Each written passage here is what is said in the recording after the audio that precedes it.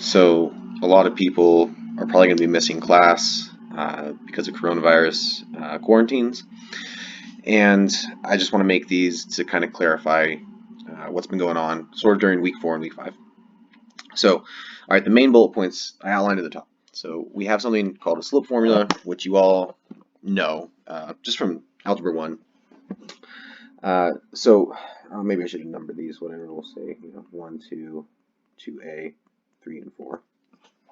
Okay, so for bullet 1, which is the slope formula, you all know slope formula for a line. I have 2 points, x1, y1, x2, y2. And then the slope is y2 minus y1 over x2 minus x1, which is the same thing as y1 minus y2 over x1 minus x2. The order does not matter. What matters is that we're consistent. We either do a 1 with a 1 in front or a 2 with a 2 in front. So in any case, you get the slope of that line. All right, but now if you have a curvy graph, swoop, you can have 2 points on the graph. And if this is a graph of f of x, you can define 2 points by just knowing x values. I can have x1, and then the y value has to be f of x1. And I can have x2, and then the y value has to be f of x2. And then I can ask a question. I can say, well, what is the slope of the line going through these 2 points? And it's just the slope formula. It's just that this line is not the same thing as our graph, right? It's something called a secant line.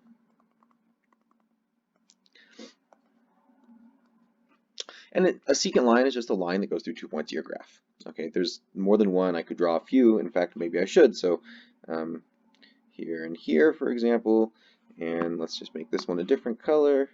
And okay, I can go through here. Let's extend it back this way. All right. This is another secant line.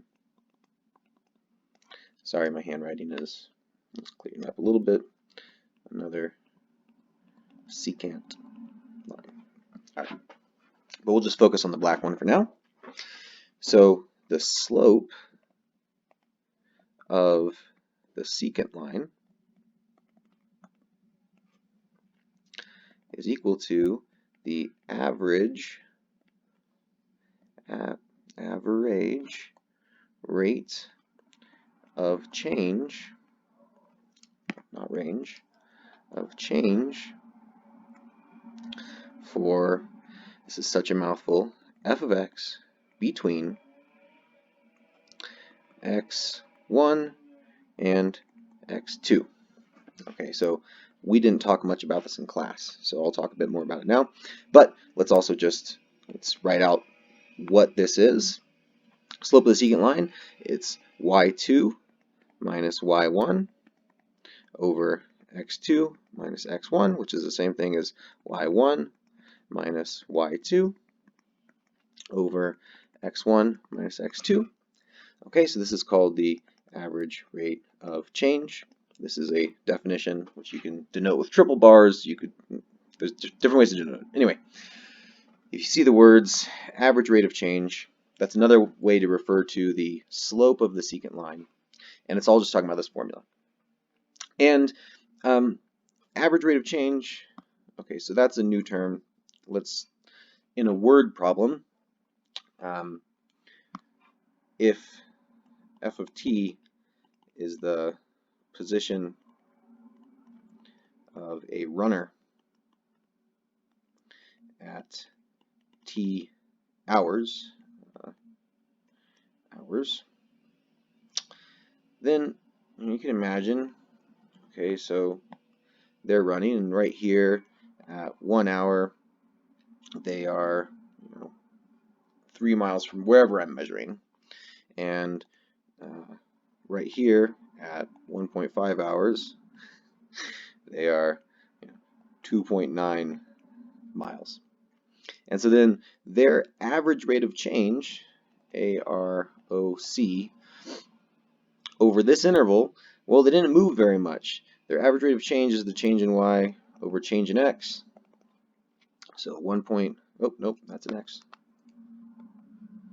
1.5 minus 1 on bottom, and 3 minus, no, stop it. I need to make sure they're the same. Let's just label this and slow it down. All right, so paired with the 1.5 is 2.9. Paired with the 1 is a 3. I have negative 0.1 over 0.5, which is the same thing as negative 0.2. So the runner's average rate of change, or their average velocity, is negative 0.2, and there's actually units here, miles per hour. If I gave my input axis and my output axis units, then the units of average rate of change would be the units of the slope, which are the units of y, miles, over the units of x, hours, and you get miles per hour. So does this mean they were running at negative 0.2 miles per hour for this entire little interval? No, just on average they were. It would make more sense if I graphed out, say, a sprinter, and in 11 seconds they do 100 meters. Okay, well, they have to accelerate, so it probably starts to look something like this. Okay, they are accelerating until they kind of hit their top speed, and hopefully they don't run out of gas before they cross the finish line at 11,100, and this should be meters. So their average rate of change from the start to the finish of the 100-meter race is 100 minus 0 over 11 minus 0. It's 100 over 11 meters per second, which is roughly like 9.9, or maybe just, who cares? Even though there's a curve, right? Even though they had to gain speed, their average rate of change is just the slope of the secant line. Okay, so this is secant lines and average rates of change. But what we want to do, we want to have a curve. I always just draw this, I don't know why. We want to start to ask, what is the slope at this point? Which is a little bit of a contradiction, because the word slope makes you think you need 2 points, but we want a single point. And the reason we ask this is because, like, classically in physics, we're actually curious about the velocity at a single point. And the answer, that's where the calculus comes into play. It has to do with limits. So the answer, we're going to take the limit. Let's give this point a name. Point x equals a, so this is a comma f of a. All right, so we're going to take the limit as h goes to 0 of f of a plus h minus f of a over h. Okay, so what's going on here? So we have this little thing. You know what? Let's move this guy.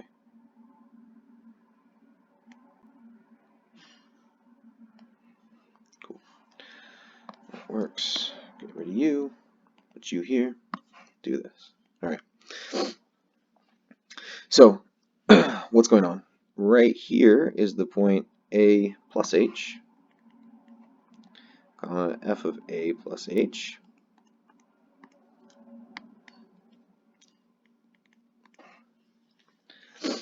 And I compute the slope of the secant line through these 2 points.